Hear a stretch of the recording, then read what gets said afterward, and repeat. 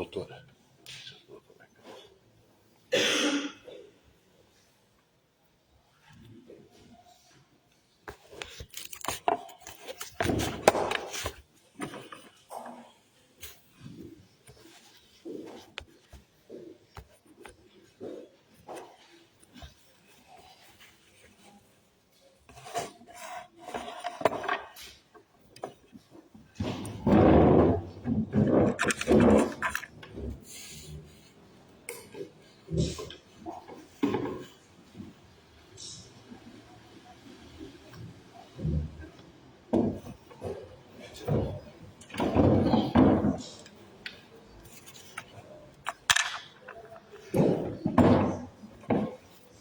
Muito bom dia, estamos ao vivo, diretamente da Igreja Positivista do Rio Grande do Sul para todo o planeta, através da Rede Humanidade. E hoje uma manhã muito especial, porque estamos recebendo aqui um grupo de pesquisadores, de futuros doutores da Universidade Federal do Rio Grande do Sul, trazidos pela doutora Kátia, professora doutora Kátia. E fico muito feliz quando eu recebo um grupo tão qualificado aqui na nossa casa. E fiquem bem à vontade depois para nós discutirmos, falarmos bastante sobre qualquer dúvida que eu possa ter deixado. Agora estamos então em contato com todo o planeta aqui através da Rede Humanidade e já recebo alguns visitantes importantes aqui na rede. Meu querido confrade Luiz Edmundo da Costa Leite. Que alegria, Luiz Edmundo. Luiz Edmundo, que é o presidente da Associação de Amigos do Templo da Humanidade do Rio de Janeiro. E um querido amigo, querido, muito importante, meu confrade, querido Luiz Edmundo, saudade de ti. Coisa boa. E também recebo aqui o Dr. Maximiliano Martins Pinheiro, um dos grandes escritores da atualidade, que aborda o positivismo em suas obras. Fez um livro importante sobre a laicidade em compasso de espera, onde ele aponta ainda as falhas no Estado laico atualmente, e fez também um livro importante sobre a ligação do trabalhismo com o positivismo, né? Pacto com os Subalternos, um excelente livro, uma excelente obra. Professor Marco Antônio Laporta, diretamente de Miami, participando sempre conosco online aqui. Que alegria recebê-los. Então vamos aos estudos do dia. Estamos na segunda semana do mês de São Paulo. Nós temos um calendário próprio, como eu falei para vocês. Cada mês do ano representa uma linha de pensamento. Começa lá na teocracia inicial, depois vem para a poesia antiga de Homero, primeiro Moisés, depois Homero, depois Aristóteles, o mês da filosofia antiga, que modéstia à parte é onde eu me encontro, é o mês que eu mais aprecio, as ideias desse mês são maravilhosas. Nós estudamos Aristóteles, Platão, Sócrates, Confúcio, Tales de Mileto, Naximandro, Zeno, os estoicos, os clássicos. É muito importante estudar o mês de Aristóteles. Depois temos o mês de Arquimedes, a ciência antiga, depois o mês de César, depois, olha que beleza, depois o mês de São Paulo, que é o mês que nós estamos agora, depois o mês de Carlos Magno. Casualmente, o professor Saul é o maior doador de livros da casa. Toda semana ele traz quantidades de livros, sempre livros importantes. Hoje ele trouxe esse pequeno livro, mas de grande conteúdo, a Filosofia de Aristóteles. Já vai direto para a nossa biblioteca, professor. Muito obrigado. E no mês, depois temos a Idade Moderna, né? Dante Alighieri. Dante Alighieri foi tão importante que palavras como inferno, limbo, purgatório não estão na Bíblia. Elas foram importadas pela religião católica da obra de ficção de Dante Alighieri, a Divina Comédia. A Comédia, que era o nome, depois foi colocado Divina. Vale a pena conhecer. Depois temos Gutenberg, o maior inventor de todos os tempos, inventou a ferramenta mais preciosa que nós temos até hoje, o livro, o tipo gráfico móvel, a prensa, ali o grande Gutenberg. Depois temos Shakespeare, depois Descartes, depois temos Frederico II da Prússia. O mês de Descartes também é maravilhoso, o mês da filosofia moderna. Aí nós vamos estudar Descartes, Diderot, Rousseau, Voltaire, todos os grandes enciclopedistas, os grandes iluministas. Vale a pena estudar esse mesmo. Depois temos Frederico da Prússia, a política moderna. Depois Bichat, a ciência moderna. E no ano bissexto tem um dia a mais, que é o dia da santificação feminina, que é o dia de Heloísa. É uma história muito linda, Heloísa de Abelardo, já devem ter ouvido falar. Tem inclusive um livro, Em Nome de Deus, muito lindo, virou filme também. Recomendo que assistam, uma história que vale a pena conhecer. Tá?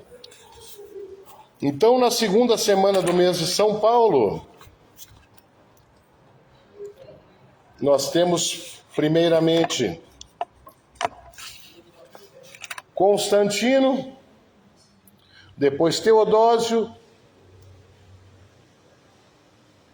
depois São Crisóstomo, Santa Pulquéria, Santa Úrsula,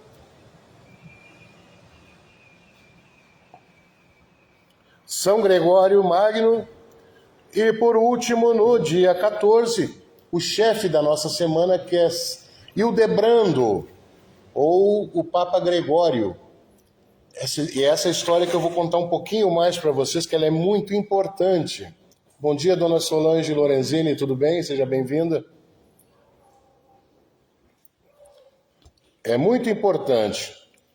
Hildebrando, mais conhecido como São Gregório VII, foi um dos maiores estadistas da Idade Média. Ele centralizou o poder da Igreja Católica, impôs o celibato clerical, que até então não era uma regra, subordinou o poder temporal dos reis ao poder atemporal espiritual da Igreja, transformando o papado na principal autoridade geopolítica da Europa. Veja a importância desse senhor. Para o positivismo de Augusto Comte, o papado medieval é visto não como uma teologia divina, mas como a maior obra sociológica de transição na história ocidental. Sob essa ótica, a importância de Hildebrando transcende o aspecto religioso. Ele é considerado um gênio político que organizou a sociedade e estabeleceu um sistema espiritual capaz de impor limites morais ao poder material dos reis, garantindo a unidade moral e o progresso da civilização europeia. Nascido Hildebrando de Sovana, nasceu em Toscana por volta do ano de 1020, em uma família humilde. Ingressou na ordem beneditina e foi formado no mosteiro de Cluny, o grande centro intelectual e moral da época. Ele serviu como conselheiro de vários papas até ser aclamado papa pelo povo e o clero de Roma. Ele é um caso curioso, ele foi um dos únicos papas que não foi eleito. Ele não foi escolhido pelos bispos. Ele foi exigido a sua pontificação pelo povo, pela comunidade romana. Isso é muito curioso. Saudar a presença do nosso querido mentor, guru, Mestre Abdon Barreto Filho, uma das mentes mais brilhantes da congregação, gestor de empresas públicas e privadas, e hoje presta uma consultoria permanente de marketing aqui para a igreja há mais de 10 anos.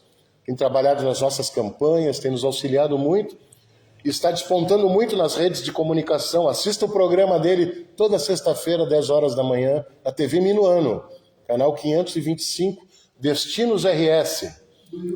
E no YouTube também. E aos sábados o programa Pelos Caminhos do Rio Grande, na Rádio Gramado. Todos esses programas voltados para o turismo do Rio Grande do Sul. Seja bem-vindo, mestre.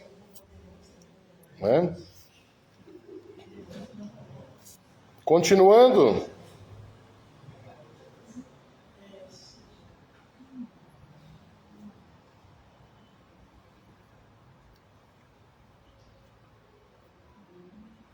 Ele instituiu a disciplina celibatária para afastar interesses dinâmicos e patrimoniais mundanos da igreja. Imagine se os papas desde aquela época pudessem casar e ter filhos. Se os padres pudessem casar e ter filhos, o patrimônio... Bom dia, irmão, que alegria, grande Ronaldo. Seja bem-vindo. Bom te ver, meu irmãozinho. Tudo bem? Sejam bem-vindos. Abraço, Ronaldo. Prazer te ver.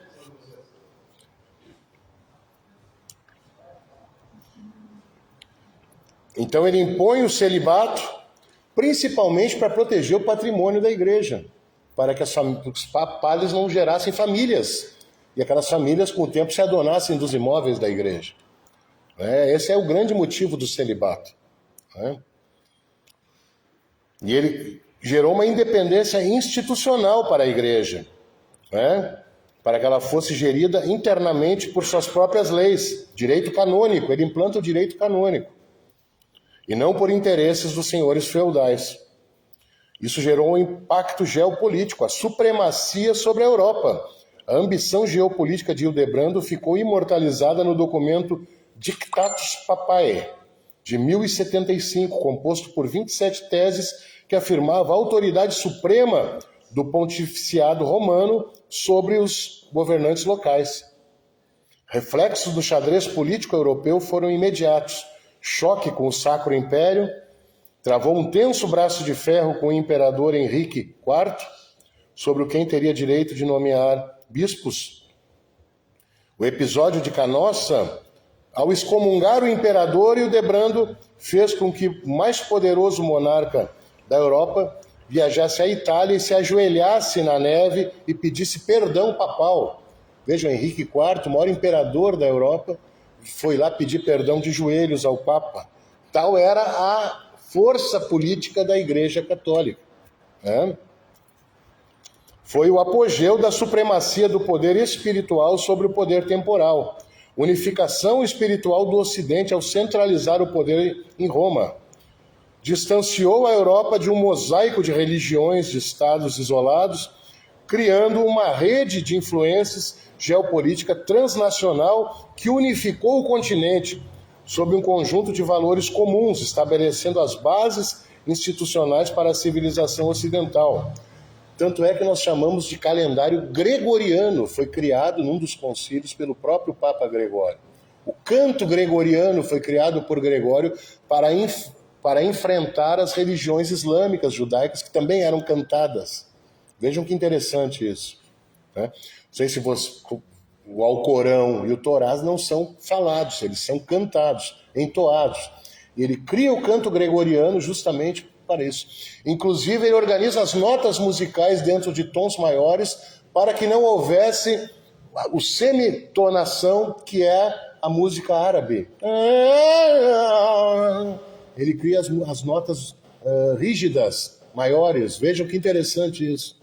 Para diferenciar a cultura europeia da cultura árabe, da cultura judaica. Olha tudo que ele foi capaz de fazer, não é? Foi um dos papas mais notáveis da Idade Média, reformou as instituições eclesiásticas e reformou toda a questão geopolítica europeia. Se não fossem os esforços do Gregório, nós não teríamos hoje uma Europa unificada, por exemplo. Ele praticamente dizimou crenças isoladas, os celtas, os nórdicos, os gauleses, todos foram conquistados pela Igreja Católica. Algumas regiões ainda na Inglaterra não foram. Poucas exceções, os gauleses foram poucas exceções onde não conseguiram dominar totalmente, tiveram que fazer acordos com as tribos locais. Então essa foi um pouco da história de Hildebrando, que é o seu nome de batismo, depois foi rebatizado Papa Gregório VII. Muito importante. Vamos agora à nossa parte religiosa, eclesiástica. Hoje eu vou dedicar a parte religiosa à leitura do Drops Positivo enviado pelo sacerdote Hernani Gomes da Costa, do Rio de Janeiro. A maior autoridade do positivismo no Rio de Janeiro hoje é o querido Hernani Gomes da Costa, inclusive a sua esposa Sandra está aqui conosco, que é aniversariante da semana.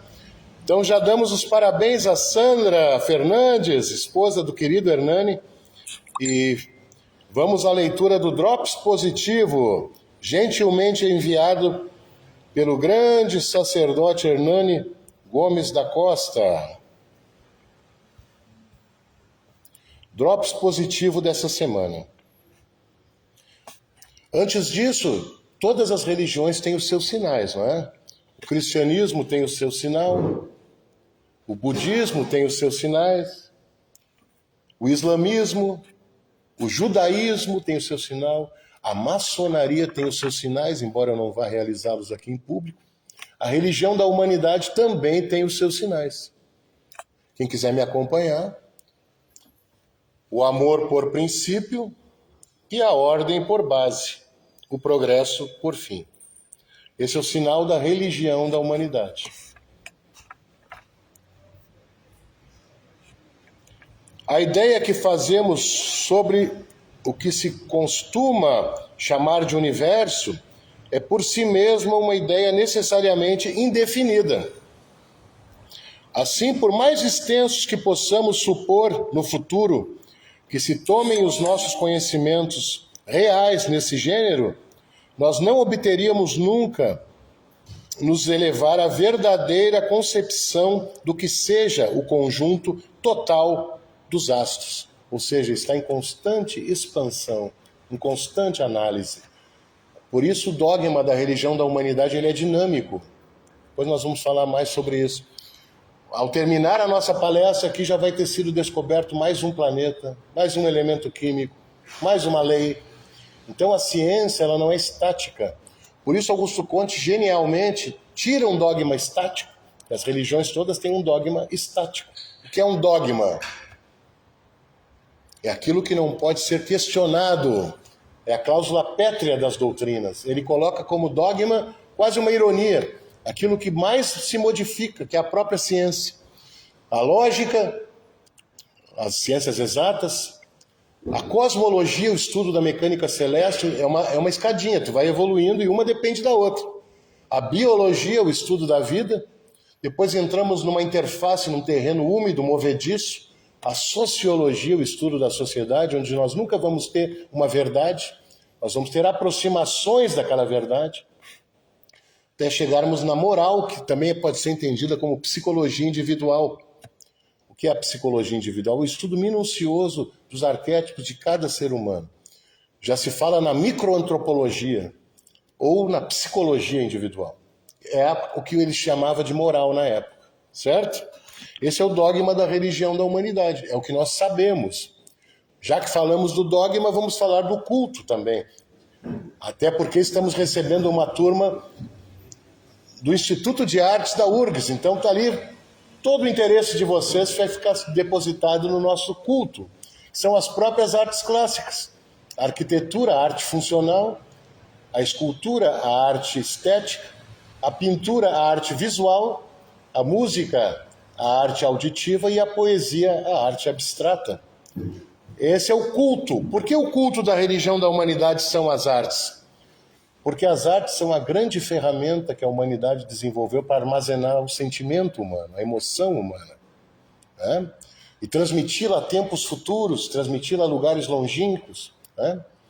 Então, eu choro muitas vezes escutando uma sinfonia de Chopin, aquele piano. Imagina o poder dessa obra, essas chaves emocionais que ele colocou nessa obra, conseguem mexer com o meu emocional 200 anos depois. Basta eu escutar aquelas combinações de notas. Poder da arte, de armazenar o sentimento que aquele autor sentiu e transmiti-lo para outros seres humanos. Né? Vocês com certeza são fascinados por isso, senão não estariam aqui, não estariam cursando artes plásticas, né, na URGS. Mas as artes plásticas elas são um pequeno aspecto das artes, né? Eu recomendo que vocês façam muitas disciplinas eletivas também ligadas à música, à história da música, ligadas à arquitetura, ligadas à poesia, né? Porque aí vocês vão ser realmente artistas completos, plenos, né? Não se atenham simplesmente às artes plásticas, são maravilhosas, mas a arte é uma coisa só e ela é única, né? Se apropriem da arte na sua plenitude, né? Eu sou um autodidata em todas as artes. Música, escultura, pintura. Você é museólogo. Depois fui cursar museologia para ficar perto de todas as artes, né? As artes são fascinantes, né? Já atuei como ator também, né? E todo domingo eu interpreto um sacerdote ensinando a doutrina da religião da humanidade. Vamos continuar então. Assim, por mais extensos que possamos supor no futuro que se tornem os nossos conhecimentos reais nesse gênero, nós não obteríamos nunca a verdadeira concepção do que seja o conjunto total dos astros. Mesmo quando nós obtivéssemos um dia completamente os movimentos relativos de algumas estrelas múltiplas, essa noção evidentemente não nos poderia deixar menos afastados do que seria um verdadeiro conhecimento desse universo, que deve inevitavelmente escapar sempre. Augusto Conte, Curso de Filosofia Positiva, tomo 2, páginas 10 e 11, gentilmente enviado pelo dileto sacerdote confrade Hernani Gomes da Costa, do Rio de Janeiro. Muito sábia essa prédica de hoje. Isso joga por terra as nossas pretensões de um dia dominarmos qualquer verdade, né? Como já diz um provérbio árabe, que depois um filósofo inglês reviveu. Bom dia, seja bem-vinda. E esse filósofo, esse provérbio diz o seguinte: os tolos são cheios de certezas, os sábios cheios de dúvidas. Então, cuidado com as suas certezas. Já diz na Bíblia dos cristãos, cuidado com o homem de um livro só. Cuidado com os absolutismos, com os fanatismos, com as certezas. O verdadeiro sábio, ele nunca vai estar satisfeito com a sua sabedoria. Como já dizia o grande Sócrates ao responder ao oráculo de Delfos, só sei que nada sei. Né? Conheça-te a ti mesmo a fim de melhorar-te. É o que recomenda a doutrina. Conheça a ti mesmo. Né? Então, cuidado com a presunção, com o pedantismo. Né? Nós nunca sabemos tudo. Nós sempre estamos nos aproximando de uma verdade, nos aproximando de uma consideração, de um postulado. Então tenham cuidado. Recomendo a constante análise, a constante investigação. Não acreditem, experimentem, testem as suas teses. Não saiam replicando teses de terceiros, certo? É um conselho que vos dou. Então essa foi a prédica religiosa gentilmente enviada pelo sacerdote Hernani Gomes da Costa, maior autoridade do positivismo hoje no Rio de Janeiro. Saúdo a doutora Carla Siegel, também da URGS, está aqui conosco, da área da educação. O mestre Abdon Barreto Filho, sempre atuando de forma híbrida, na rede e presencialmente também. O Eugênio Macedo, lá de Minas Gerais, nosso grande organizador do Centro Positivista de Belo Horizonte. O Alexandre Oliveira, homem, meu querido primo, filho do inesquecível meu tio Claudino, um grande ser humano, um dos maiores que eu já conheci. Muito bom te receber aqui, Che. O professor Luiz Edmundo, importante é ver você com saúde e disposição para seguir na luta. É isso aí, meu confrade querido, disposição é o que não nos falta. Coisa boa. Breve estarei aí no Rio de Janeiro, assim que possível, fazendo outra prédica nesse lindo templo. Saúdo também a confreira Edenira Bazanella, querida Edenira, o Anderson Paulo de Oliveira. Edenira, nunca sabemos tudo, isso mesmo. Sempre em busca do aperfeiçoamento. Perfeito, Edenira. Desbastando a pedra bruta que nós somos. Muito importante. Que alegria receber tantas pessoas queridas aqui. A nossa aniversariante da semana, querida Sandra Fernandes. Que alegria, que coisa boa. Então, da minha parte era isso. Gostaria de convidar a professora Kátia para fazer uso da palavra, falar um pouquinho dessa experiência, de trazer... Vem aqui, professora. De trazer esse grupo tão qualificado, nessa já tradicional parceria que nós temos com a URGS, que é a minha faculdade, a minha universidade do coração. Eu amo a URGS de paixão. Defendo a URGS sempre. Só fala mal da URGS quem não passou pela URGS, quem não conhece a URGS. É ou não é?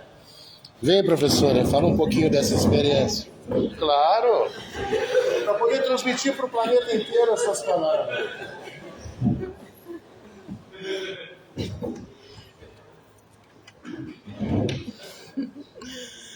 Bom dia a todos e todas. Meio de improviso isso, não estava previsto, não é? Eu acho que a primeira coisa é agradecer aqui ao Tempo Positivista de Porto Alegre, sobretudo na pessoa do Erlon, que nos acolheu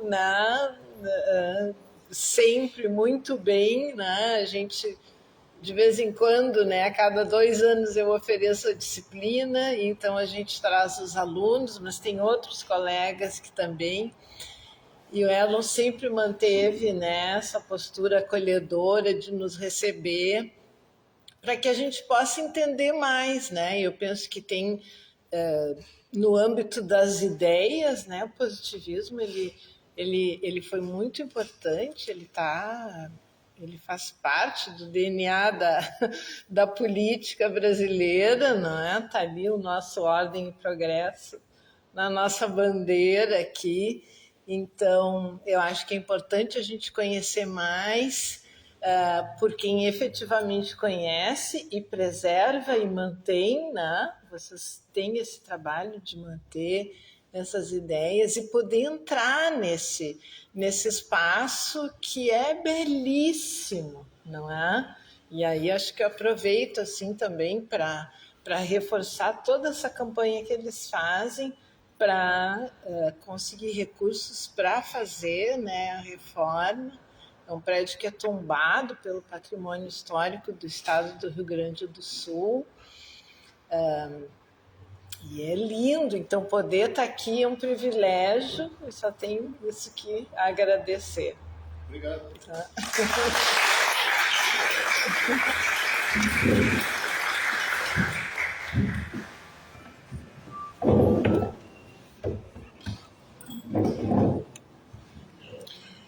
O privilégio é todo meu de receber um grupo tão qualificado, importantíssimo. E agora também nós temos o nosso Conselho de Sábios. Eu gostaria de convidar o Mestre Abdon para falar um pouquinho dessa experiência, né, que ele está nos ajudando tanto em promover esse local, o turismo receptivo de Porto Alegre para o mundo. Essa semana nós recebemos a doutora... desculpe, agora me fugiu o nome, mas é uma professora de uma faculdade francesa, ela veio a convite do professor Juremir Machado. E aí, nessas ocasiões, a gente vê a importância, né, a importância que esse local tem para o planeta. Vem uma pessoa da França estudar a nossa cultura e ela vai voltar em novembro para fazer uma imersão de 15 dias aqui conosco. Então, eu conheci o Mestre Abdon dando uma palestra, eu estava dando uma palestra no Teatro Municipal de Paris e ele também, num festival do Rio Grande do Sul, em Paris. E aí eu conheci o Mestre Abdon lá, e eu cheguei para me apresentar, ele estava no palco, e eu, je suis Erlon, je m'appelle Erlon, je suis brésilien. Ele, fala português, rapaz, eu sou baiano. E eu vou convidar o Mestre Abdon para falar um pouquinho, já que está tão em voga hoje, recebendo um grupo tão qualificado, do turismo receptivo aqui do templo para todo o planeta. Não estava previsto, mas vou dar uma mensagem aqui. Assim que é bom. Em primeiro lugar, os nossos internautas da Rede Humanidade, a audiência altamente qualificada, é assim que eu abro os meus programas de rádio e TV. Se quiserem assistir, é Pelos Caminhos do Rio Grande, Cidade Gramado Online, e a TV Minuano, canal 525 da Claro TV, um programa que só fala de coisas boas. E nós trabalhamos muito com atividade cultural. Está previsto, inclusive, o Erlon voltar com a nossa vice-presidente do Sindicato de Guias de Turismo do Estado, assim como o doutor Felipe, esse jovem que está aí, com brilhante cabeça também, segundo o Erlon falou, representante em Harvard, que ele fez a disciplina em Harvard, sanduíche, e outros que estão aqui. Sanduíche, não foi? Doutorado sanduíche. E a professora Jovelina, essa jovem senhora que está aí, que é uma sumidade, ela entende e contribui que está aqui. Eu tenho dado a minha pequena contribuição e eu vou contar para vocês o que aconteceu comigo.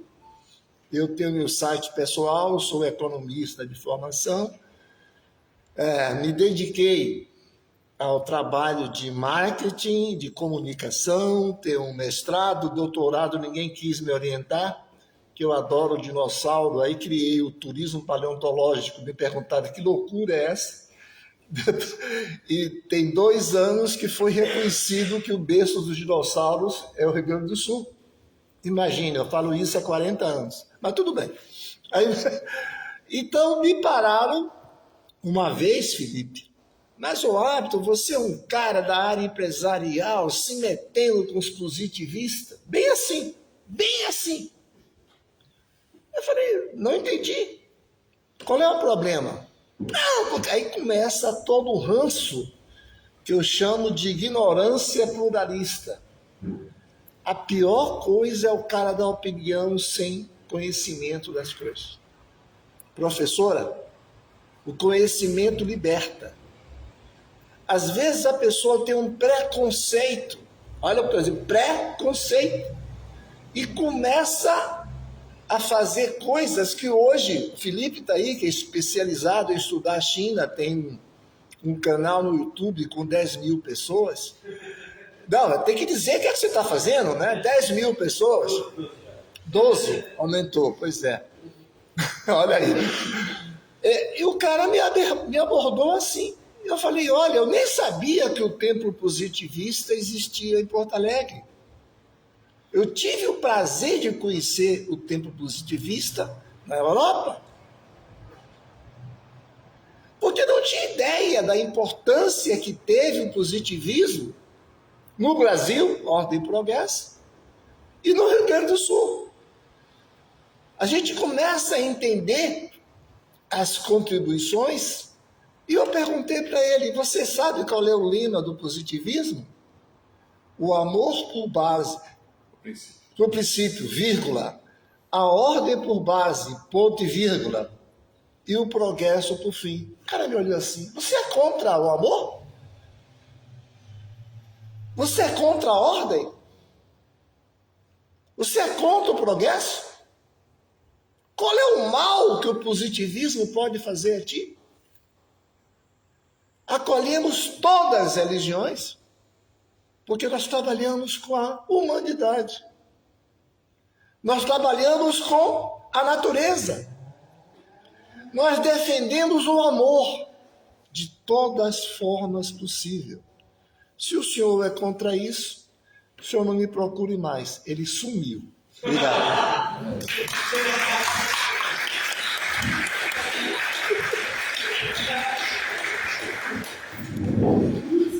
Obrigado pelas sempre importantes palavras, mestre Abdo. E para concluir, eu gostaria de convidar o nosso representante na juventude, na área mais jovem, para falar um pouquinho desse tema da Idade Média e do catolicismo que ele conhece tanto.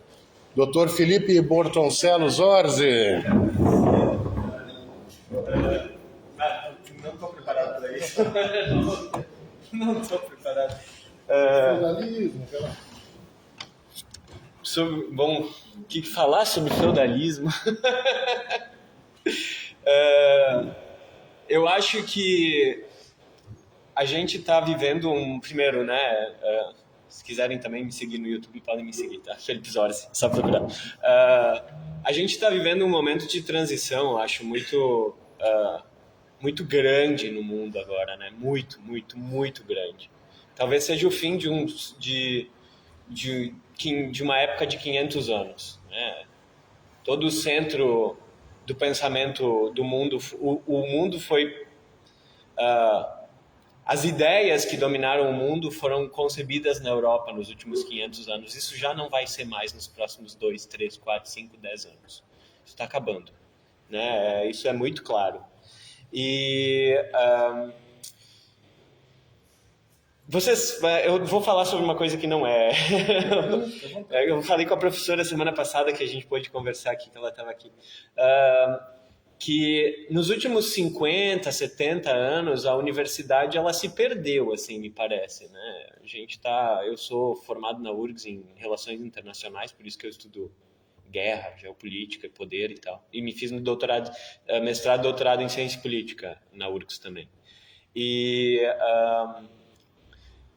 quando eu vim o positivismo, já faz uns 3 anos que eu entrei aqui para acompanhar uma prédica com o Erlo, eu comecei a ter um choque assim nas minhas crenças assim em relação à própria universidade, porque a gente é ensinado a fazer uma ciência sem amor, né? Uma ciência que é só objetiva e tal. Isso não é positivismo. Eles dizem que positivismo era uma ciência, era uma filosofia como é que é? Cientificista, objetivista, quantitativista, como se essas coisas fossem ruins, primeiramente, né? A ciência não é uma coisa ruim, a estatística não é uma coisa ruim, né? Método não é uma coisa ruim, mas o positivismo não é só isso, né, Erlon? É muito mais que isso. Era uma filosofia em que a ciência ela não se desliga da arte, não se desliga do amor, né? Então, e eu percebi que toda a ciência que eu estava aprendendo a fazer dentro da universidade, ela não tinha amor, não tinha sentimento, era algo vazio.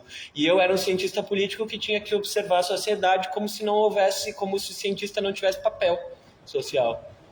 É isso que estavam nos ensinando lá dentro, como se a ciência ela fosse externa à sociedade, né? E eu acho que isso tem a ver com a total degradação do pensamento ocidental que aconteceu nos últimos 50, 70 anos, digamos.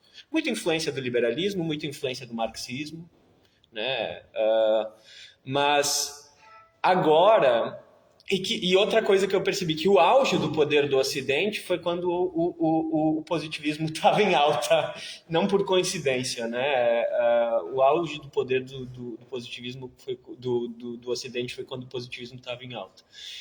E agora a gente vai ter que voltar a pensar em como reconstruir essa sociedade que, né, vai entrar numa situação de caos nos próximos anos. E vai mesmo, né? Tem uma crise financeira estourando nos Estados Unidos, tem uma guerra, a gente está à beira de uma guerra mundial, né? As pessoas acham que agora os Estados Unidos dizem que vão acontecer um acordo entre o Irã e os Estados Unidos, é tudo mentira, não vai acontecer nada, vai continuar a guerra.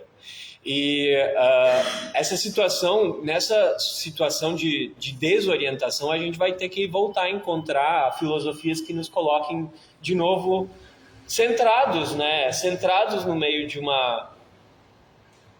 um mundo complexo, desordenado e que possa se reorganizar.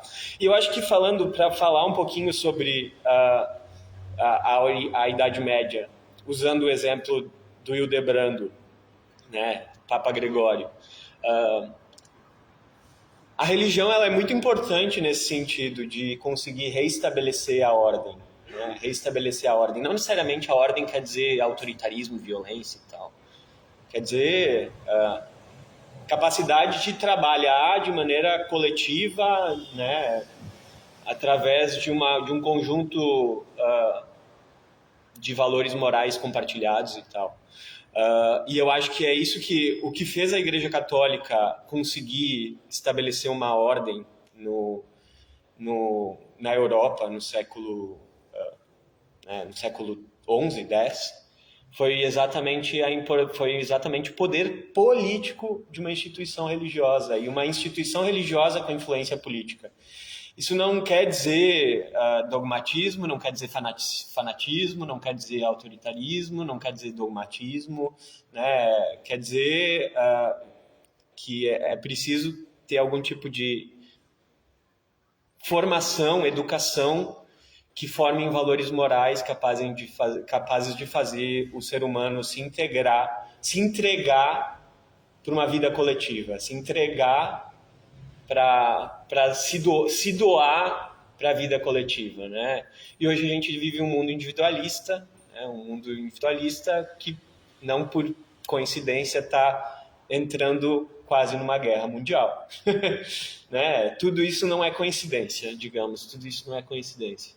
E eu acho que o positivismo tem essa função agora, de novo, o retorno do positivismo vai ter essa função, né? É onde voltar a oferecer o que ele já ofereceu para o Brasil durante cerca de 100 anos, desde da proclamação da República até pelo menos ali o golpe militar, quando o positivismo ele dava uma base moral, eles tinham uma influência muito forte sobre o trabalhismo brasileiro, né, uma base muito forte sobre o trabalhismo brasileiro. Vargas, né, Brizola, né, Júlio de Castilhos lá atrás eram positivistas, né, toda a industrialização brasileira, toda a organização da democracia brasileira, porque o que tinha na República Velha não era democracia, só 6% das pessoas votaram em 1928.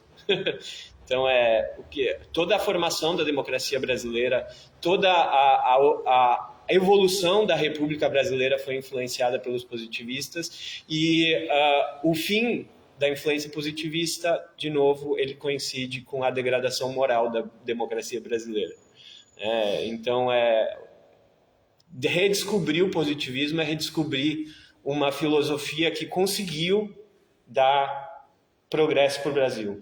Eu acho que é essa a missão, essa é a mensagem que eu queria dar.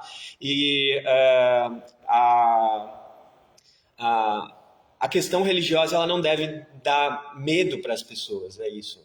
Porque, de certa forma, também a crítica ela faz as pessoas terem medo da religião, né? Por causa que a gente pensa a religião como algo autoritário, não precisa ser. Né, Erlon? Eu acho que é isso que o Erlon pode passar hoje também para todo mundo. É isso. Obrigado.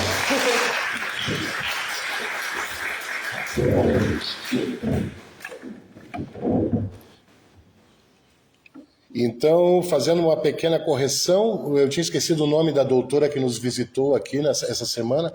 Doutora, obrigado, professora Jacida. Doutora Fabienne Bulgar, da Universidade de Paris. E agradeço muito a presença dela, do professor Juremir Machado, que é um outro colaborador, assim como a professora Kátia, sempre traz grandes expoentes da intelectualidade mundial. Nós já recebemos aqui Edgar Morin, que nos deixou essa semana, e uma perda, né? O professor Felipe falou do pensamento complexo, e era justamente nessa visão sistêmica complexa que ele defendia, né? E alguns críticos dizem que ele era opositor ao positivismo. Eu vejo ao contrário, eu vejo justamente o pensamento dele é o positivismo na essência. Ele é opositor ao mau uso das ideias positivistas que foram muito se apropriadas, né, por governantes, por facções políticas, né? Então ele já trouxe facções acadêmicas, né? O professor Juremir trouxe também aqui por 2 vezes para estudar conosco Michel Maffezoli, Michel Bordeaux, grandes pensadores da atualidade. Então agradeço sempre ao professor Juremir, que coloca o templo positivista no mapa da intelectualidade mundial. Muito importante. Sim, sexta-feira nos deixou o Edgar Morin, esteve aqui nos visitando. Quando ele recebeu honoris causa na PUC, ele veio aqui, fez uma pequena conferência juntamente com o mestre Capelli, muito bonito. Então, fica o meu agradecimento à professora Kátia, honrando essa tradição de trazer essa elite intelectual do Rio Grande do Sul, de Porto Alegre, aqui para as nossas colunas. Muito importante. E a URGS é um parceiro imprescindível para nós. A URGS é uma parceria de primeira grandeza para nós. E eu, desde a primeira vez que eu subi essas escadarias, eu desci diferente. E eu tenho certeza que alguma coisinha muda no nosso pensamento, na nossa maneira de ser, depois de receber essas informações. Espero que as contribuições humildes que eu deixei hoje para vocês sejam positivas e sejam lembradas sempre que se depararem com questões atinentes a esse importante tema: religiosidade, política, conhecimento, academia. São temas transversais e muito importantes. Agradecer novamente ao professor Saul Campos de Menezes, sempre doando obras importantes. Milhares de livros já chegaram aqui à nossa biblioteca pelas mãos do professor Saul. E quem quiser aderir à campanha, também estamos permanentemente recebendo livros aqui em doação.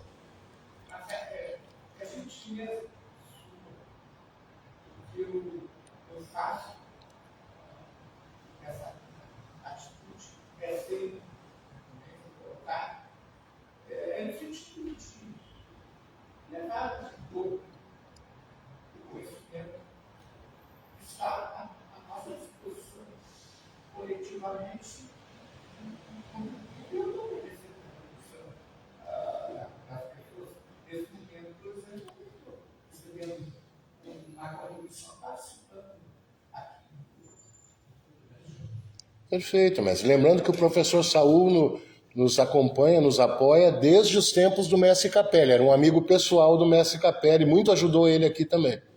Né? Que alegria. Então, doutor Felipe Zorzi, obrigado pelas sábias palavras. Nossos demais visitantes. Me lembra o nome de vocês, por gentileza, só? O Gilson, o Cássio, a professora Jacira Lanciotti, vice-presidente do Sindicato dos Guias de Turismo do Rio Grande do Sul. E turismóloga. Professora Solange Lorenzini, sempre uma alegria lhe receber. Mestre Abdon, sabe as palavras também. Doutora Kátia, muito obrigado por trazer essa juventude brilhante aqui para dentro. E a professora Jovelina também, outra colaboradora muito antiga, desde os tempos do mestre Capelli. E o mestre largava tudo o que estava fazendo para atender. Uma vez ele esqueceu do agendamento e ele veio com o fardamento da fábrica atender os alunos aqui, eu lembro muito bem disso. Ele nunca deixou de vir, né, professor? E à noite também ele vinha atender, né? Pelo chão. Olha que beleza. E a professora Jovelina, que é socióloga, filósofa e historiadora, e sempre colaborando com as nossas atividades. A sobrinha da professora também, Jaqueline, não é? Não, Juliana, perdão. Juliana.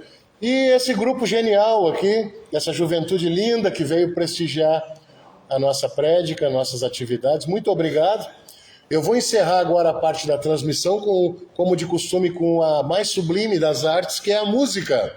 Eu sou suspeito para falar porque eu vivo da música, eu sou um músico profissional. Há quem discorde. Para mim é uma das artes mais sublimes. Então vamos ao momento musical e depois a palavra fica com o grupo para perguntas, questionamentos, colocações, certo? Vamos ao momento musical. Tem alguma... no encerramento fazemos... Não vão embora sem nós fazemos uma... A professora gosta de registrar todos os domingos os visitantes.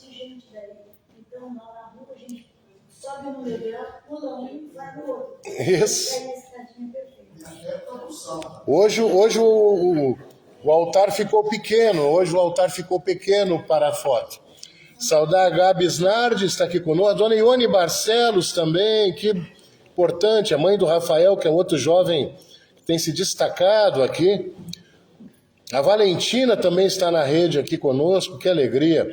Dr. Christian Veloso Kuhn também, economista, muito importante. Muito importante. O doutor Eugênio, lembrando, a Fabiane Grugieri, nome da professora doutora francesa, o Éder Cruyff, Fabrício Lima, muitas pessoas queridas estão aqui conosco hoje, que alegria. Então vamos ao momento musical. Juliano Paz Dornelles está aqui também, o Mário Queiroz, também querido, grande escritor, muito importante. Então muito obrigado aos que estiveram também aqui na rede Humanidade, transmitida regularmente todos os domingos às 11 horas para todo o planeta. Doutora Vaida Norvillite também, nossa representante na New School for Social Research de Nova York, uma das maiores universidades de antropologia do mundo, universidade que nos trouxe Lévi-Strauss, entre outros tantos intelectuais. Importante a sua presença. Vamos então ao momento musical, para que no silêncio de nossas reflexões, de nossas meditações, possamos achar todas as soluções e as respostas para os nossos problemas. Até domingo que vem.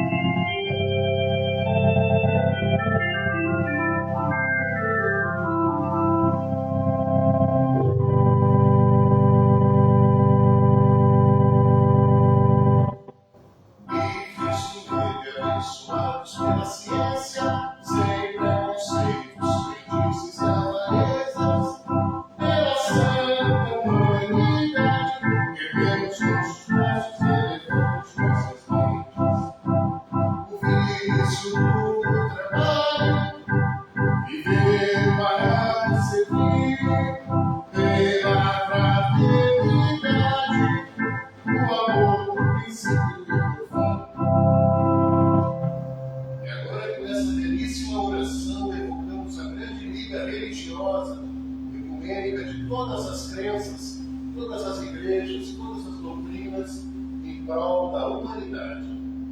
Senhor, fazei-me um instrumento de vossa paz. Onde houver ódio, que eu leve o amor. Onde houver ofensas, que eu leve o perdão. Onde houver discórdia, que eu leve a união. Onde houver dúvidas, que eu leve a fé. Onde houver erro, que eu leve a verdade. Onde houver desespero, que eu leve a esperança. Onde houver tristezas, que eu leve a alegria. Onde houver trevas, que eu leve a luz. Ó Mestre, fazei-me procure mais consolar e ser consolado, compreender e ser compreendido, amar e ser amado, pois é dando que se recebe, é perdoando que se é perdoado, e é morrendo que se vive para a vida eterna.